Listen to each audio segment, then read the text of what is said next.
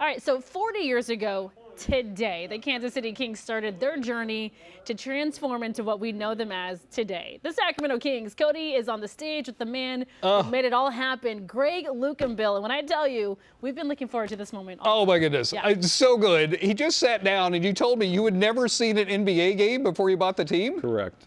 Yeah. That is crazy, Greg. That is crazy. Because it's about Sacramento. It's Yeah. always been about Sacramento for me. Really, honestly. I just have always had a great love for Sacramento, and you know, we were such an extraordinary internationally renowned city in the 19th century. As I was growing up, you know, in the second half of the 20th century, I'm going, what the hell happened?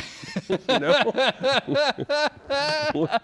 Chris Lango and you have hooked up to do maybe the best 11 minutes you're going to have in your day. I am telling you, you guys wrote this documentary about this moment, and I felt like it was Indiana Jones when they go into the warehouse.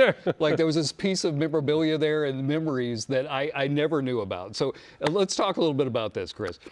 So I got connected with Gregg through the Sacramento Historical Society, and Gregg decided that he wanted to start working on his book, and he was getting all of his papers digitized. And I told him that I was very interested in that moment from when he bought the Kansas City Kings in 1983 to when the Kings moved, and actually the NBA approved the move to Sacramento in April of 1985, 40 years ago today. I wanted to know what happened in that 2-year period. And so Gregg gave me the hard drive of his 87,000 pages. I opened up folder number 361 at random and came across this letter that he wrote to David Stern, the commissioner of the NBA, on March 20th, 1984, and he sent it to his house explaining his vision for moving the Kings from Kansas City to Sacramento. And when I read that, my jaw about hit the ground because I thought this is the conception of the Sacramento Kings right here in these 1,165 words. Okay, let's break this down, Greg. Only Chris Lango, right? Only Chris Lango would get that kind of detailed, you know, microscopic analysis or analytics into the dynamics of what was going on. It's such a good story. He figured it out. It's such a good story. So you wrote this and you sent it to David's his house. David's home, yeah. His home. Yeah, because the team was in Kansas City, and I was worried that, you know, if it got out in the NBA office or it got out anywhere, right, that I was going to have a hell of a logistical problem with the franchise in Kansas City while I was trying to have a conversation about getting support to do something completely insane in Sacramento, which is build a temporary arena. Yeah. And without David's, I was 28 years old. So without David's backing, I can assure you I'd be lucky to get a ticket on a bus, you know, in that league, right? I mean, I was just out of my league, literally. So I needed David's backing. What I was doing, I thought was a little crazy, honestly. I mean, I had this idea to pull a permit as a warehouse, so I could get it under construction because the environmentalists are already doing everything they could to stop me in the Thomas. Okay. And with the property next door where I was going to build a permanent arena. I had a handshake deal with the city council, 6 members of the city council, that if I bought a team, they would let me build the building on my property in the Thomas, which I bought in 1978. So here I am 5 years later, right? Think about that. 5 freaking years later. So I bought a team, okay?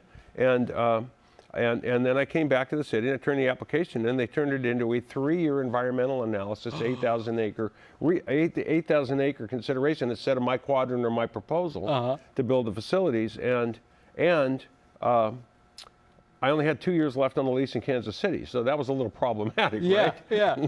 So there's a lot of people that wanted to buy the team. I could have sold it to somebody else and made some serious money on it and walked away, but it wasn't about that for me. It was always about, I had other offers from 4 other franchises, and believe me, 2.5 months after we opened in Sacramento, the NBA took applications for 4 expansion franchises that all got teams, which was Charlotte, Minneapolis, Orlando, and Miami, and that happened because we ended up creating a template for the NBA. Or how to do it.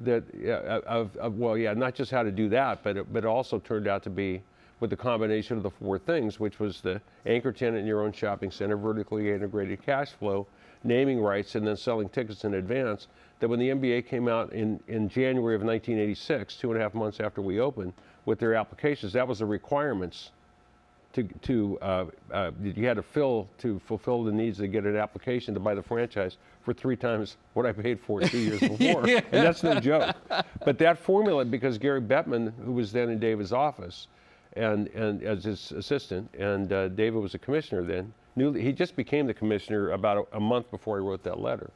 And so, but I couldn't have done any of that without David and a lot of other people. I mean, there was a lot of people here in Sacramento and so forth that helped me get there, but it wasn't what I would call a direct.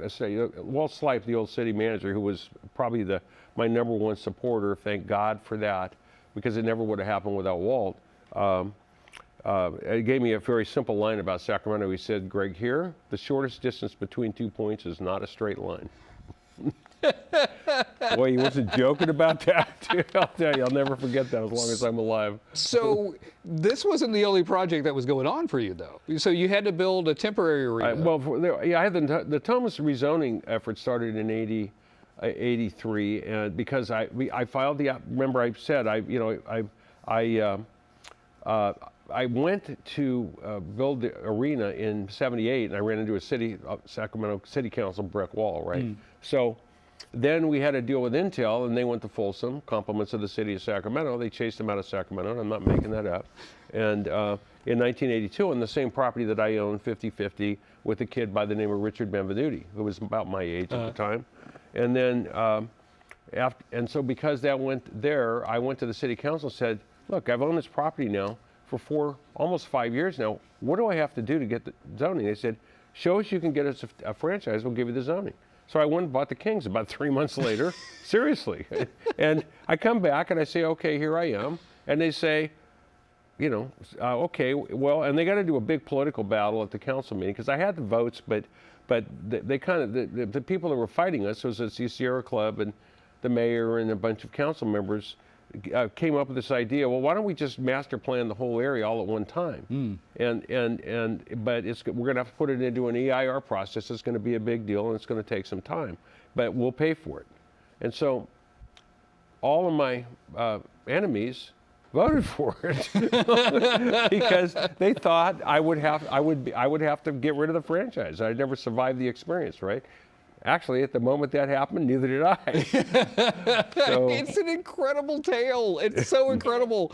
And then tonight, of course, we've got a play-in game. I'm so excited. I needed you to calm me down, but I realized I'm talking to the wrong person to calm down. No, it's great. No. I mean, it's ironic as hell to have this happen. We're actually doing, for the first time in the history of the Sacramento Historical Society, a trivia event at a bar called my daughter's bar called The Trap tonight. Tonight at 6 o'clock. And it's a dinner show event that is about, not only about, it's going to start with this little magic for Chris Langos, right? We're going to talk about all of this stuff that happened with the Kings 40 years ago today. And then, of course, the fact that the Kings are in the playoff game. And Tris tells me now, David tried to hire me. He loved that NBA, that first building so much, the temporary arena.